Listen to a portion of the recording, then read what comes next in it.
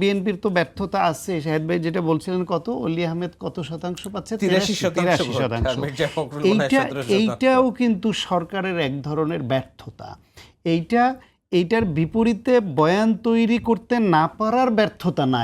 এইটা ব্যর্থতাটা হচ্ছে সরকার এই দেশে গাঁজার প্রবাহ বন্ধ করতে ব্যর্থ হয়েছে এবং সেই গাঁজাটা যে মেয়াদ উত্তীর্ণ সেটাও চিহ্নিত করতে ব্যর্থ হয়েছে। না হলে মেয়াদ উত্তীর্ণ প্রচুর পরিমাণে গাঁজা খাওয়া ছাড়া এই যে মানে বিএনপির আপকামিং প্রেসিডেন্ট যিনি যাকে নমিনেশন করা হয়েছে 70 অনুচ্ছেদ বহাল আছে এবং প্রত্যেক ভোটার তার নিজের নাম এবং সংসদীয় আসন উল্লেখ করে যেখানে ভোট দিতে হবে এবং আজকে রিটও খারিজ হয়েছে।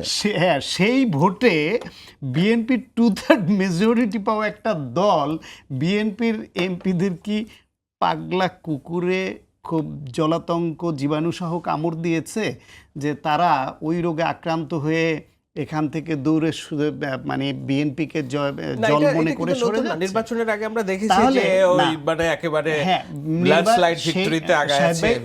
সেই নির্বাচনের বিষয়টা আর একরকম। তখন বেহেশতের টিকিট বিক্রি করে তারা মানুষকে ধোঁকা দিতে পারত, কারণ সেটা এই দেশের নিরীহ সাধারণ এবং যাদের বিভ্রান্ত করা যায় এমন অনেক ভোটার ছিল সেখানে। সেই ভোট আর এই সিলেক্টেড 349 জন এমপির ভোট, এটা তো এক না। এবং তাদের দিতে হবে না যে নাম এবং ভোটার আসন উল্লেখ করে এবং নিজ দলের বিরুদ্ধে ভোট দিলে এমপি পদ খারিজ হয়ে যাবে। সেই ভোটে 83% দিতে চাইলে যারা বানায় তারা গাজার মধ্যে সবচেয়ে নিম্ন স্তরের মেয়াদোত্তীর্ণ বাজে মানের গাঁজাটা খেয়েছে।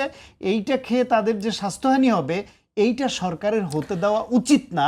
এটা অবশ্যই এটা খুব মানে আপনি বলছেন যে আই এগ্রি, বাট এটা একটা পপুলিস্ট আর কি একটা বয়ান হয়ে গেল। কিন্তু রিয়েলিটি যেটা হলো, এইটার জন্য আমি ফিল করি এজ এ কমিউনিকেশনস স্টুডেন্ট এবং আমি যেহেতু নিবিডি নিয়ে কাজ করি, সেটা হলো আমাদের যে ডিফেক মিডিয়া, এআই নিউজ এবং প্রোপাগান্ডা ইন্ডাস্ট্রি যেভাবে রেজ করেছে with the advancement of technology, mobile and social media, আমাদের মনোজগতের ডিজিটাল লিটারেসি তো ওইভাবে ডেভেলপ করে নাই। সো মানুষ ফেক নিউজকে বিশ্বাস করে, শেয়ার করে, গ্রহণ করে। আমি অনেক দায়িত্বশীল মানুষকে সেটা শেয়ার করতে দেখেছি, ট্রাস্ট মি। আমি বলি একজন কি একটা ইন্টারন্যাশনাল মিডিয়ার সাংবাদিককেও পর্যন্ত আমি শেয়ার করতে দেখেছি। মানে অনেক উচ্চ শিক্ষিত সেন্সিবল লোককে এগুলা শেয়ার করছে এবং এই শেয়ার করার ধরন 2-3টা। কেউ কেউ এটাকে বিশ্বাস করে শেয়ার করে, কেউ কেউ বিশ্বাস না করেও প্রতিপক্ষকে ঘায়াল করবার জন্য শেয়ার করে। আরেকটা চতুর শেয়ারকারী আছে, তারা এটাকে শেয়ার করে, উপরে লেখে সত্য নাকি